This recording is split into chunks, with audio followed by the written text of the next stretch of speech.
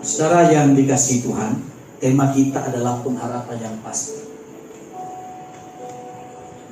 Dunia ini penuh dengan janji, politikus berjanji, semua berjanji. Nah, orang yang sedang jatuh cinta juga berjanji, ya, sehidup semati. Tapi kalau saya sih nggak mau sehidup semati. Bahkan kalau satu meninggal masa bunuh diri, itu terlalu berlebihan. Ya, dulu ada film yang terkenal tahun 2000-an, yaitu Meteor Garden. Siapa yang masih ingat video itu? Digemari oleh ibu-ibu. Meteor Garden F4. Ada Tom Wilson dan satu-satunya peran di situ ada namanya Sancai. Ya. Nah, Tom Wilson mengatakan saya tidak bisa hidup tanpa Sancai. Nah, itu tentu memang cinta itu tidak ada yang salah, tapi manusia yang sering salah menjalani. Tapi kenyataannya kalau kita lihat di infotainment, di kisah selebritis, kalau mereka mengucapkan sebuah janji yang mereka ucapkan begitu luar biasa, kita terkagum-kagum. Tapi tidak lama kemudian mereka harus berpisah. Yang tadinya saling berharap satu dengan yang lain, bahwa dengan kehadirannya, dengan dia hadir dalam hidup saya, maka saya akan berbahagia. Tapi kenyataannya di antaranya banyak yang kecewa. Ya. Nah, baik, malam hari ini pengharapan yang pasti kita akan belajar bersama-sama. Tema daripada gereja kita, Natal kita tahun ini adalah diambil dari Ibrani 19 ayat 9. Tentang ayat 19. Dan begini, pengharapan itu sama-sama ya, 2, 3 ya. Pengharapan itu adalah sawi yang kuat dan aman bagi jiwa kita yang telah dilabuhkan sampai ke belakang tabir. Pengharapan adalah sawi yang kuat. Nah, sedang kita pengen itu. Saudara, ini data Kompas. Waktu kita memulai masuki tahun ini, bulan Februari, Rusia menyerang Ukraina. Dan korban jiwanya, termasuk tentara, itu ada 9. Itu yang terdata. Tapi yang meninggalkan negaranya itu ada jutaan orang. Luar biasa ya. Lanjut. Kemudian ketika perang Rusia itu udah 6 bulan, tentara tewas. Ya. Lalu kemudian saudara, saat ini Presiden Ukraina mengatakan bahwa 3.000 tentara Ukraina telah tewas dan 10.000 terluka. Ini data ini dimuat oleh Kompas. Dan ketika terjadi perang, maka negara Eropa mengalami inflasi. Kenapa? Karena Ukraina adalah negara yang mengekspor gandum terbesar di dunia. Dan negara Eropa itu konsumsinya bukanlah nasi seperti kita, tapi roti. Nah, kemudian saudara, ini juga baru terjadi. Yaitu apa? Gempa bumi yang melanda Cianjur. Yang meninggal dunia 327. Itu yang ketahuan. Yang hilang belum terhitung. Kemudian tahun depan ini Presiden kita mengatakan bahwa tahun 2023 adalah tahun gelap. Artinya dunia dilanda oleh resesi. Goncangan melanda dunia. Tetapi saudara, gereja punya pandangan yang berbeda. Nah ini, perusahaan Facebook baru-baru ini ada 11.000 di PHK. Ini perusahaan raksasa. Ya, saya nggak tahu apakah di seluruh dunia atau hanya di Amerika. Tapi pokoknya ada 11.000. Itu berapa kelurahan itu 11.000 ya? Satu kelurahan ya. Satu kelurahan di PHK secara bersama-sama.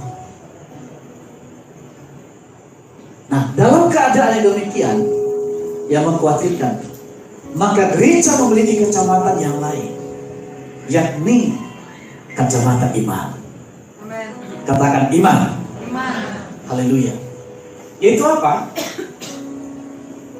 Tahun ini secara bersama-sama KWI dan PGI memiliki visi atau tema Natal adalah mereka pulang ke negeri melalui jalan lain. Kemudian juga pembina rohani kita ini di bawahnya Paniko tapi otonom. Kata otonom itu artinya saya bisa mengeluarkan akte nikah sendiri tanpa harus saya laporkan ke sana. Dan seluruh manajemen di gereja lokal. Makanya kita disebut sebagai sister church, gereja saudara. Yaitu apa? Yesus datang membawa pengharapan yang baru.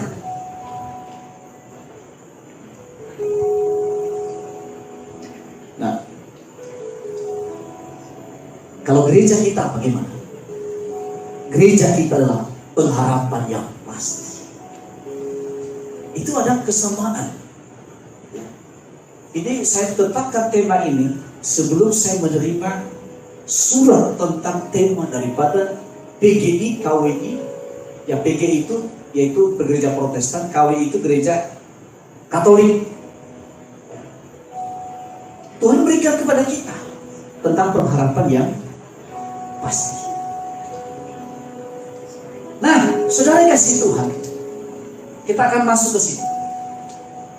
Orang Majus dari timur itu mereka membutuhkan waktu 2 tahun untuk sampai ke Bethlehem. Mereka bukanlah tempat yang dekat, tapi jauh. Tapi mereka melangkah dari satu langkah ke langkah yang lain dengan kesabaran, hanya dengan dituntun oleh sebuah bintang. Kenapa mereka begitu taat dan setia sampai 2 tahun? Oleh karena mereka memiliki pengharapan yang pasti. Amin. Kita akan tekun, kita akan setia, kita gak mudah tawar hati, tidak mudah kecewa, dan menyalahkan orang lain dan menyalahkan keadaan. Oleh karena apa? Di balik perjuangan kita ada pengharapan yang tidak pernah mengecewakan. Katakan amin. Nah, waktu mereka sampai ke sana, bertemu dengan Herodes, bertanya di mana kota Bethlehem.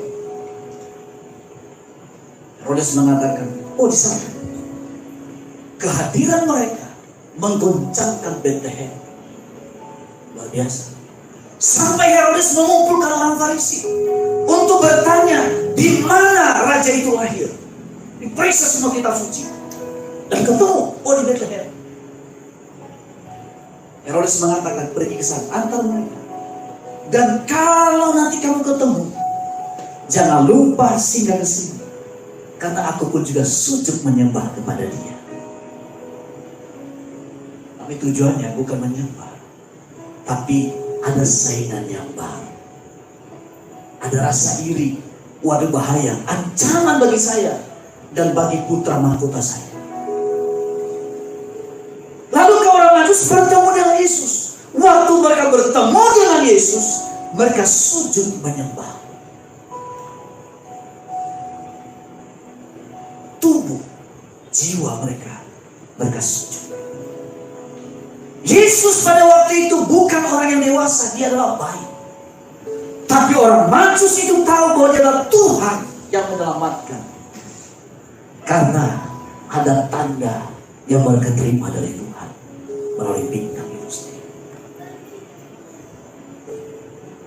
Makanya orang bertanya, kalau Yesus itulah Tuhan, kalau Allah itu punya anak, ya, atau Allah itu beranak, siapa bidanya?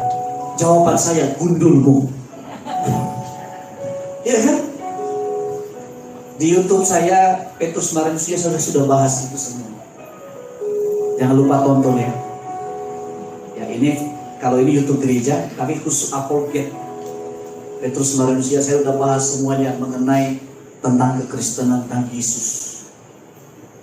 Nah, selain mereka sujud menyembah, mereka juga membuka harta mereka. Luar biasa. Mereka mempersembahkan emas, perak, kemenyan, dan mur. Saudara, ketika seseorang bertemu dengan Tuhan, maka dia berbeda. Lagunya seperti ini.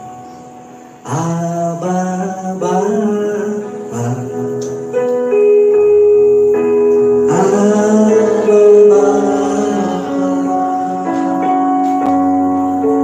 Kau sekarang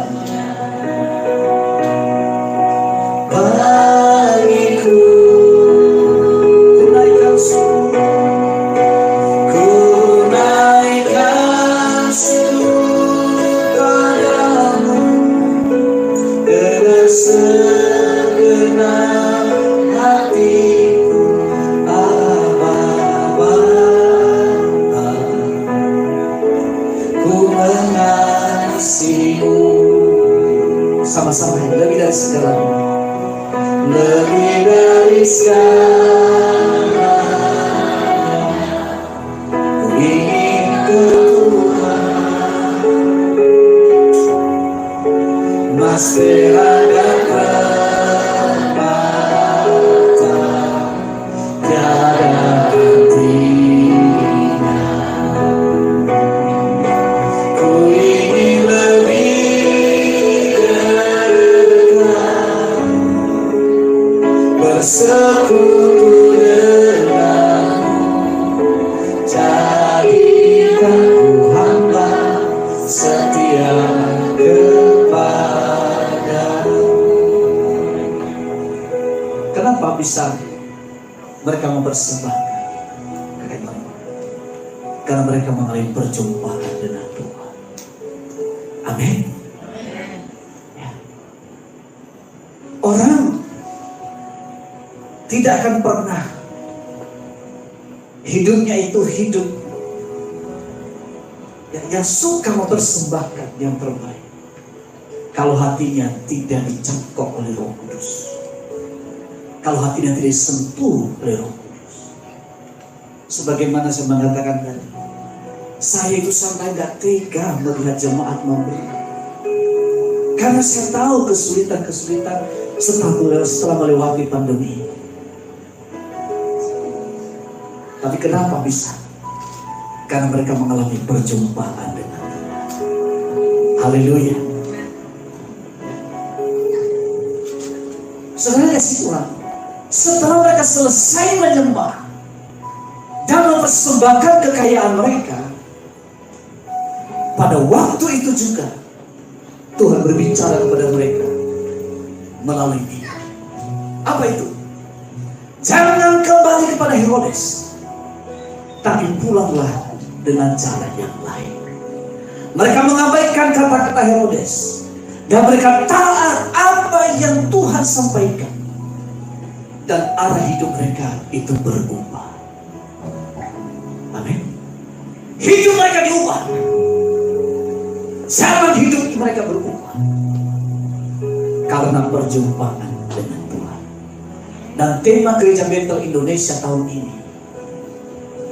ini adalah melalui perjumpaan dengan Kristus, jalan hidupku berubah. Amin. Amin. Aku berubah, sungguhku berubah, waktuku serahkan semua. Yang ku kasih hilang lenyap, namun yang terbaik laku depan. Aku berubah, sungguh ku berubah. Waktuku serahkan semua. Orang Majus, mereka pulang dengan jalan yang baru. Kerinduan saya, dan saya juga percaya doa kita semuanya, pulang dari tempat ini, kita punya jalan hidup yang baru. Katakan amin. Katakan kanan kirinya, kau pun jalan-jalan hidup yang baru. Harus kita punya jalan hidup yang baru melalui perjumpaan dengan Yesus. Itu apa? Karena kita percaya bagi Tuhan tak ada yang mustahil. Bagi Tuhan tak ada yang tak mustahil. Disediakan bagiku urianmu dan dipulihkan. Coba yang pertama ya.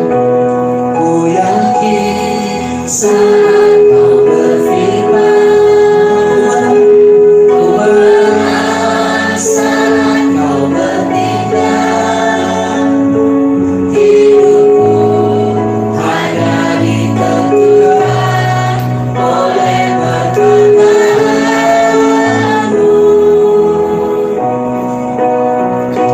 Ku aman karena kau berjaga, ku kuat karena kau menopang. Hidupku hanya ditentukan oleh kuasa-Mu. Bagi Tuhan tak ada yang mustahil. Bagi Tuhan tak ada yang tak mungkin. Kalau Anda dijanjikan sesuatu, Anda berharap tidak? Sesuatu, Anda berharap tidak? Nah, siapa yang suka berjanji dan suka membatalkan juga? Dan itu bisa mengecewakan orang kan? Kau yang memulai. Stop dulu, maksudnya stop dulu. Kau yang memulai, kau yang nah, kau yang berjanji. Nah, ya lagu-lagu 90-an itu semua masih ingat.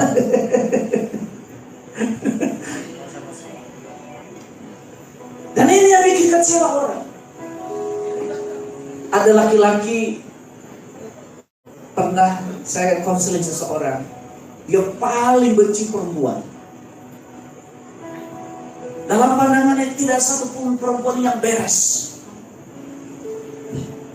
Dia lagunya yang lagu-lagu baru-baru ini, wanita racun dunia dalam pikirannya. Kenapa? Kenyataan tidak seperti yang dibayangkan. Betul nggak? Dan juga sebenarnya saya pernah konseling seseorang yang dia benci dengan laki-laki. Katanya begini, karena laki-laki itu adalah ular berkepala dua. Saya nggak pernah lihat juga ular berkepala dua. Iya kan? Bisa jadi juga, saya pernah baca sebuah artikel. Dan lagu itu ada di artikel itu ada lagu. Yaitu ingat lagu itu, mengaku bujangan padahalnya cucunya sudah. Nah, itu pasti semua lagu-lagu itu. Korban bukan? Bukan korban ya. Nah, ini mungkin itu yang disebut ular berkepala. Nah, itu mungkin ya. Tapi puji Tuhan, jemaat GI Kemadau tidak ada. Amin. Katakan amin. Amin. Bapak-bapak itu, amin. Bapak-bapak. Yang pria-pria, amin. Haleluya. Ya. Saudara, kenapa kita perlu pengharapan yang pasti?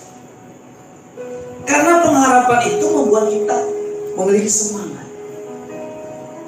Yakub itu mencintai Rahel. Calon mertuanya setuju, tapi harus bekerja 7 tahun. Apa kata Yakub? Dia menganggap 7 tahun itu hanya beberapa hari saja. Oleh karena cinta. Dulu pernah ada lagu kami, cintamu yang membuat aku hidup di Kidung Agung. Cintamu yang membuatku berarti, air yang banyak tak dapat memadamkan, sungai-sungai tak dapat menghanyutkannya. Tak ada sekalipun orang memberi segalanya, tak dapat memadamkan cintamu. Itu di Kidung Agung. Kenapa? Yakub setia sampai 7 tahun oleh karena cinta. Dan di balik pengharapannya ada sebuah kepastian, itu pasti bisa. Meskipun akhirnya ditipu juga ya. Betul ya?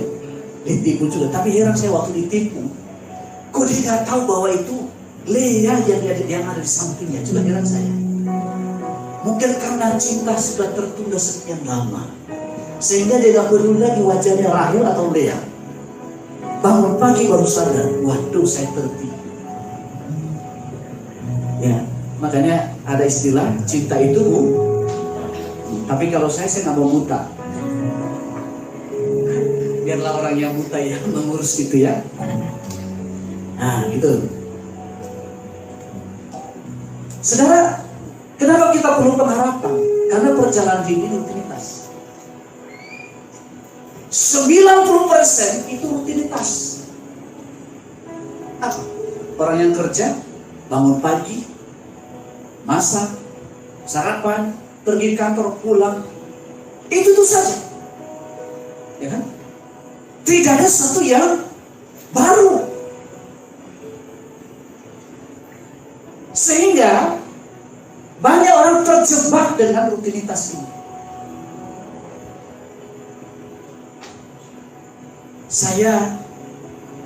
Mungkin saya sudah berkati pernikahan hampir 100. Selalu saya tanyakan kepada mereka, kenapa kamu mencintai dia? Dan bagaimana ke depan kamu mempertahankan apa yang nanti yang kamu janjikan? Kalau di gereja kita kan ada janji nikah yang disertifikasi dan macam-macam argumentasinya. Ada yang mengatakan bahwa harus setiap pagi itu memberikan sapaan yang berbeda. Saya nggak tahu apa pagi harinya dibilang I love you, apakah siang harinya dirubah bahasa menjadi honey.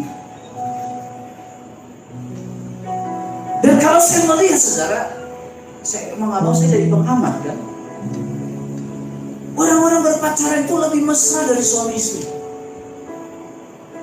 Setuju nggak? Siapa yang pengalaman seperti itu? Saya di calon mesranya pelukannya luar biasa. Tapi heran saya suami istri yang sudah sah, gak usah kaget gelit. Kenapa ketawa? Pengalaman atau gimana?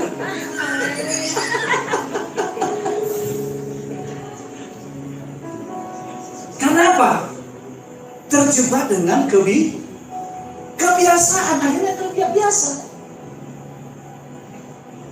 Saudara saya simpatenu, karena orang timur itu senang dansa ya, betul ya?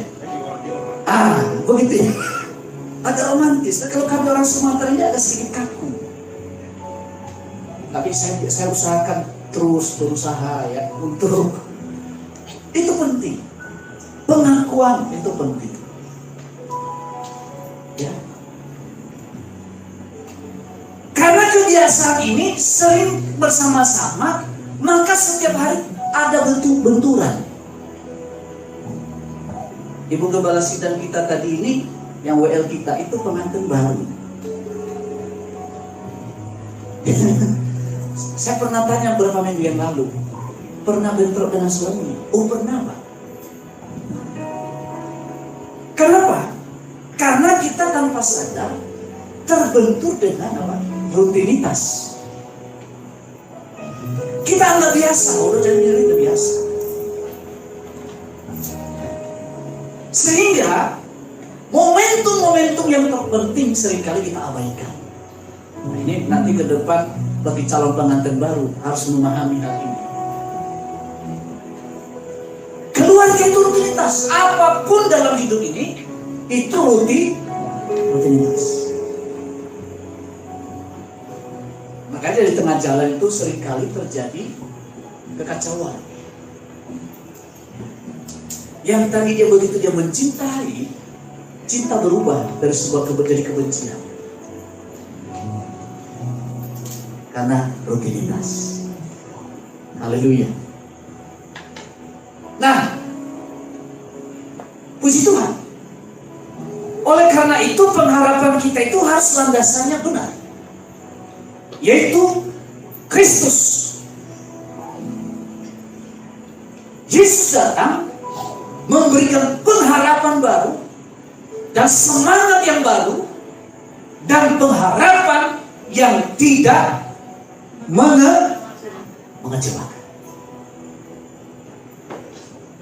Tak pernah kecewa mengiring Yesus. Lagu Pentakosta zaman dulu. Tak pernah kecewa untuk selamanya. Jalan serta Yesus selamanya.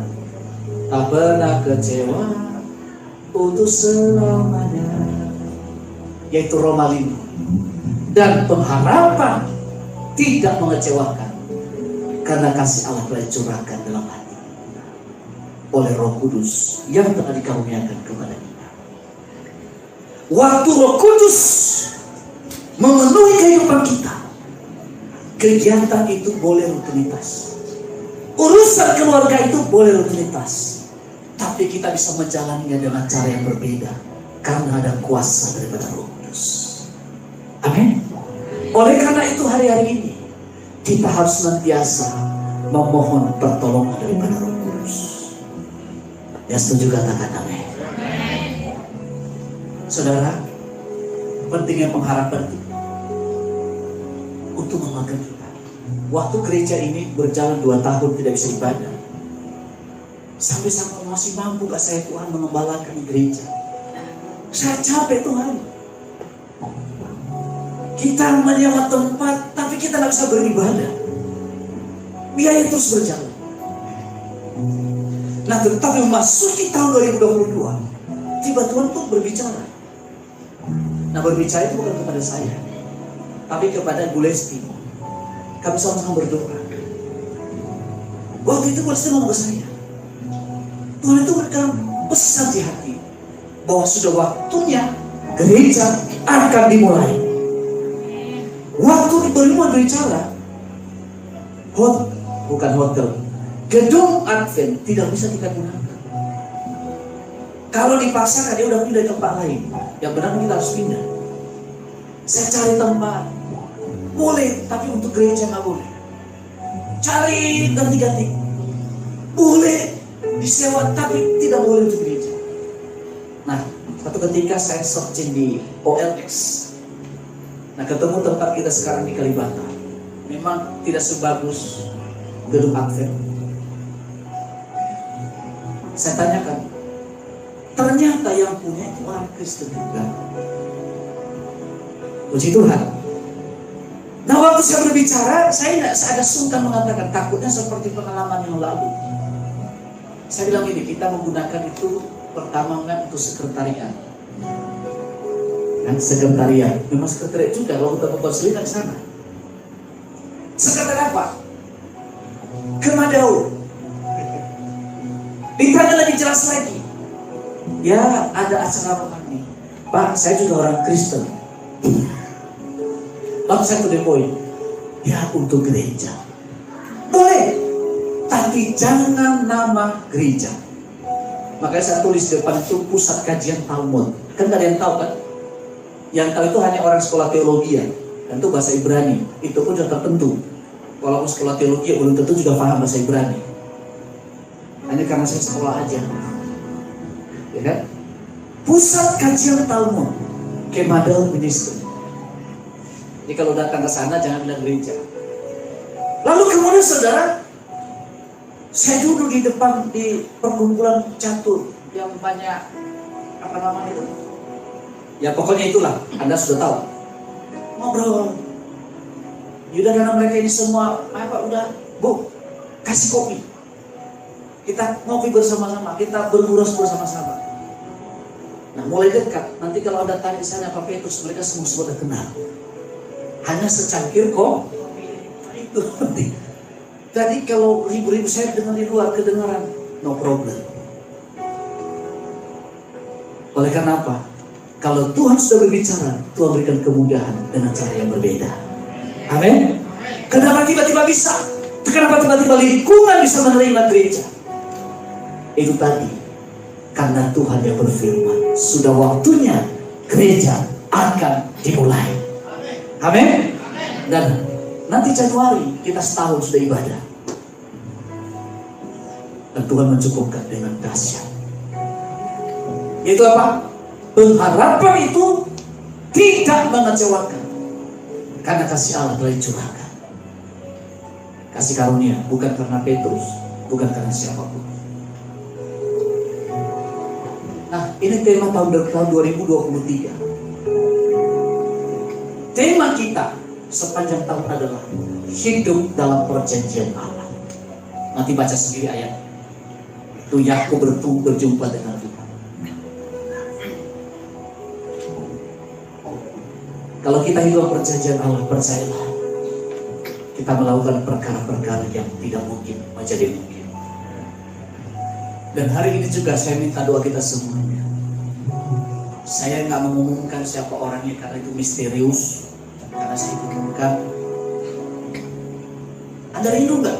GBI Kemadel punya gedung sendiri. Siapa yang rindu? Nah,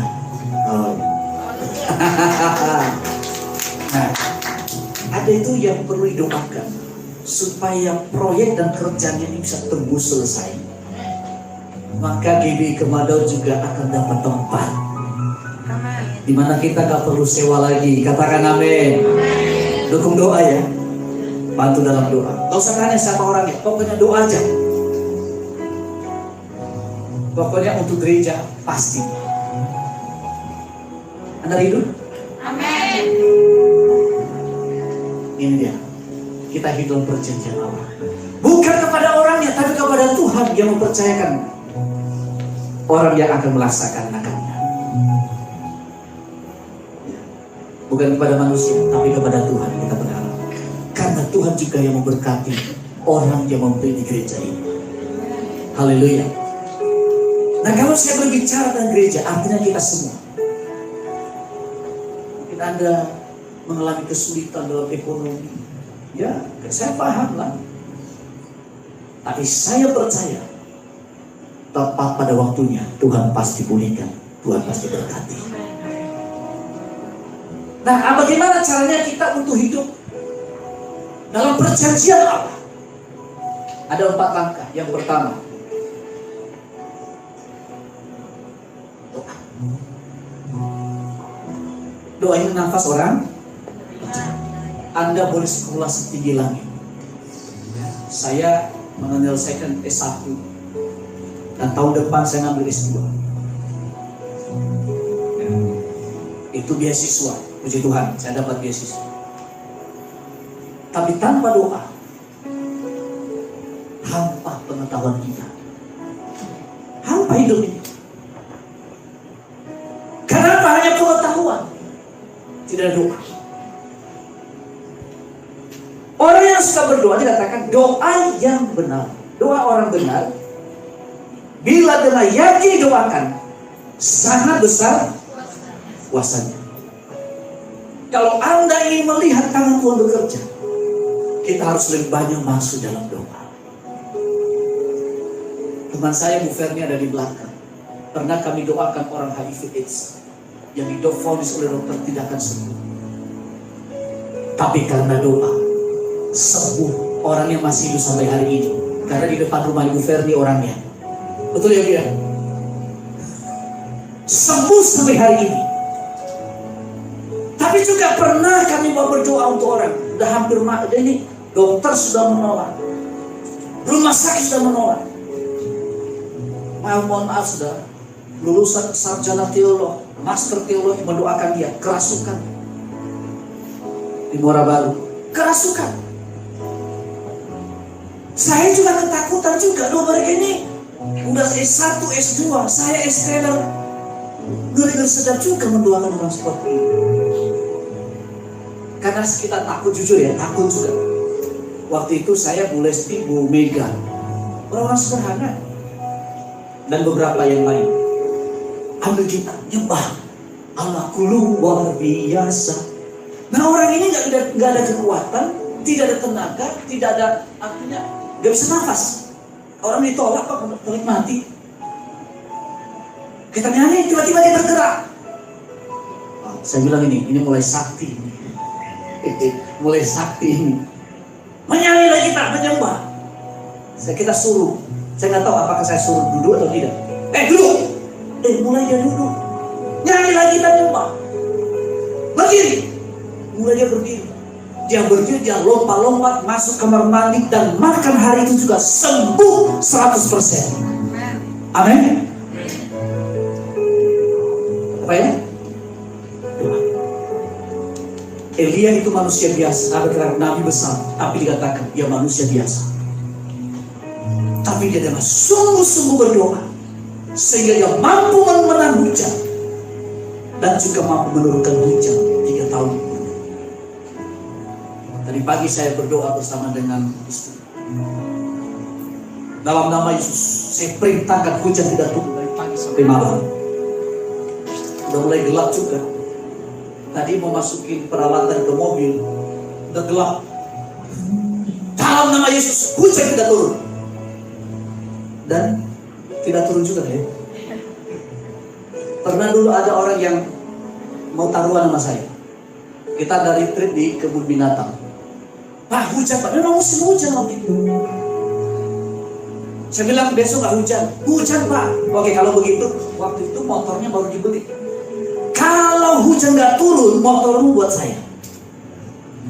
Nah waktu itu kan motor saya baru saya beli. Dulu masih punya motor, dulu punya mobil. Tapi kalau hujan turun, motor saya buat Anda. Jadi pilih yang mana? Dia nggak berani. Nah saudara, besok kita retreat, malamnya hujan lebat. Hujan lebat. Bahkan waktu pagi sudah gelap. Tapi dahsyatnya Tuhan kita, tidak ada satupun tetes hujan itu turun, hanya bisa gelap. Amin. Karena doa orang benar sangat besar kuasanya. Jadi saya ini kekuatannya hanya di doa, karena saya seorang pendoa. Ya, doa. Anak-anak muda, jangan cari jalan pintas mencari jodoh. Jodoh itu nggak jauh-jauh. Amin. Jangan buat dirimu murahan, agak pun harga sedikit. Bu Lesti ini cinta pertamanya itu saya. Meskipun bukan dia yang pertama, tapi dia yang terakhir. Tapi bukan masalah itu, kekudusan hidupnya. Sampai kayak menikah, baru dia kenal seorang pria yang bernama Petrus manusia.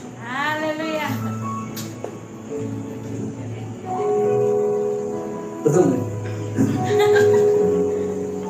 Doa. Dan yang kedua, kita bersekutu dengan Tuhan. Balik pujian. Tadi pujian tadi luar biasa. Jujur alat musik kita nggak lengkap. Ini cuma satu yang harusnya ada di sini. Makanya agak sedikit perhatikan tadi kedukasian WL. Tapi saya semangat. Karena apa? Dalam bahasa Ibrani, bahasa aslinya ini, Tuhan itu duduk di atas puji-pujian orang Israel. Artinya Tuhan bertahta atas pujian kita. Amin. Jadi kalau orang yang suka memuji Tuhan itu, Tuhan hadir dekat dengan dia. Mulai hari ini, ayo kita senang memuji Tuhan.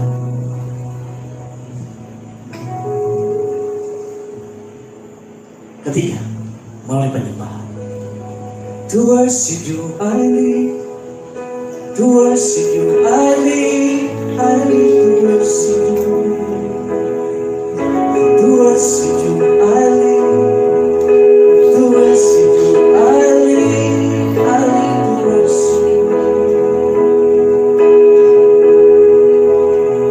I worship you.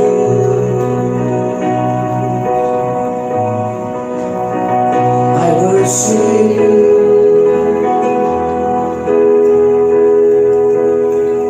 I worship you.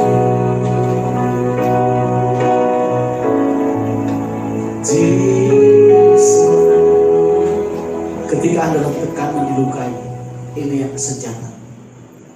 Jangan mengasihani diri sendiri. Ketika kita dikecewakan, ketika kenyataan tidak seperti yang kita bayangkan, ini yang harus kita lakukan. Belenggu bisa putus. Amin. Dan yang terakhir, melalui firman Tuhan. Oh, saya sibuk, Pak. Sama, saya juga sibuk. Sekarang itu tuh kasih kemudahan. Ada Alkitab elektronik, ada Alkitab voice. Gak sempat baca, minimal voice-nya dengar. Tidak ada alasan bagi kita untuk tidak bersekutu dengan firman. Apapun janji Tuhan yang kita terima tanpa 4 hal di atas, percuma. Doa, pujian, penyembahan, dan persekutuan kita dengan firman. 4 hal ini, itulah kunci kita melihat tangan Tuhan bekerja dengan dahsyat. Anda bisa baca Markus 16, tanda-tanda ini menyertai orang percaya. Itu betul. Tapi kalau nggak punya persekutuan dengan Tuhan, itu teori. Teori. Jujur saudara, saya pernah bawa seorang sarjana teolog bersama yang lain. Mohon maaf, 2 pendeta saya bawa pelayan ke Bali, kerasukan dua-duanya. Hanya mau menebang pohon loh saudara. Pohon apa sih? Pohon biasa kan? Hanya nebang pohon, 2 pendeta bisa kerasukan. Lah ilah, gimana saya layani ini? Jemaatnya gak kerasukan. Malah pendeta yang saya bawa malah kerasukan. Saya bingung, terpaksa kita dulu. Dalam nama Yesus, segala belenggu setan, setan belang, setan hijau, setan hitam, keluar. Sadar. Waktu kami doa keliling, saya pegang baju saya. Loh, Pak jangan jauh-jauh ya, bareng-bareng aja kita. Saya juga berharap sama Tuhan. Saya juga gara-gara mereka dua akhirnya saya takut juga. Ngeri. Sampai saya dipegangin. Loh, saya juga sama manusia biasa berharap sama Tuhan. Waktu itu saya belum sekolah teologi ya. Saya masih S-Scholar saya. Jauh-jauh Pak. Sampai minyak yang saya bawa dibuang, harus bisa menuangkan supaya setannya pergi. Bukan minyaknya musuh setan, tapi tanda-tanda yang menyertai itu memang musuh setan. Otoritas ilahi, kuasa Roh Kudus, itulah yang mengubah keadaan. Pernah satu kali, belum lama, saya salaman sama orang, salaman. Tiba-tiba saya juga takut, kaget juga. Tiba-tiba dijamah oleh Roh Kudus, salaman.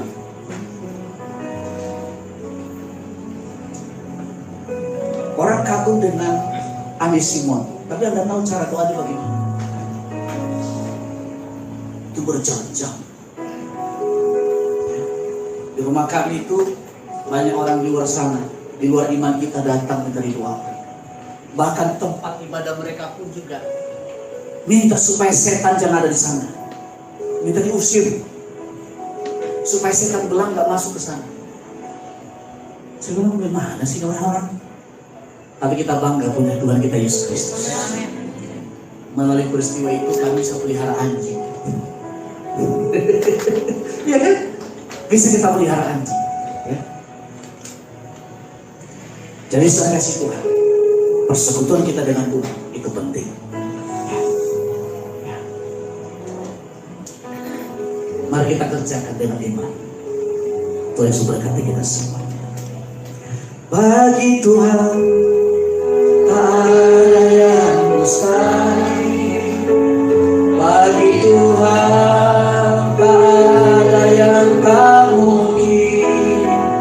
Mujizatnya disediakan bagiku. Ku diangkat dan dipulihkannya. Bagi Tuhan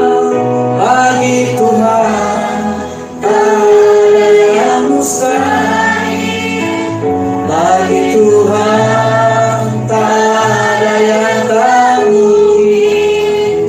Mujizatnya disediakan bagiku. Ku diangkat dan dipulihkannya. Ku diangkat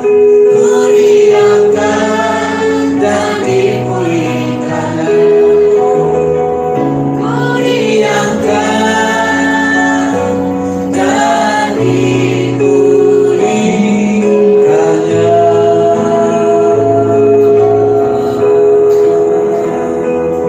Sembah Tuhan, muliakan Tuhan Yesus.